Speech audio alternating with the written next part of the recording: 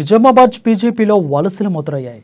Nizamabad municipality 9వ డివిజన్కు చెందిన BRS నాయకులు సాయినాథ్ పవార్తో పాటు 200 మందికి పైగా దళిత బహుజన నాయకులు బీజేపీ తీర్థం పుచ్చుకున్నారు. నరేంద్ర మోడీ సుస్థిర పాలనను చూసి తాము బీజేపీలో చేరినట్టు వాళ్ళు తెలిపారు. అయితే కేసీఆర్ పాలనలో హామీలుగానే మిగిలాయని, డబుల్ బెడ్రూమ్, దళితుల 3 ఎకరాల భూమి, రైతు రుణమాఫీ ఇవ్వని కేసీఆర్ పక్క రాష్ట్రాల వైపు చూస్తున్నారని మండిపడ్డారు. ఇక రాబోయే రోజుల్లో కేసీఆర్కు బుద్ధి చెప్పేందుకు ప్రజలు ఎదురు చూస్తున్నారని హెచ్చరించారు.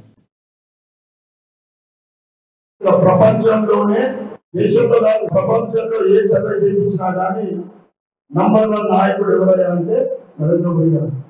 అటువంటి పార్టీలో మనం రావడము, పార్టీలోకి రావడం అంటే దేశానికి సేవ చేయడం అనేది, దేశ ప్రజలకు సేవ చేయడం అనేది అర్థమది.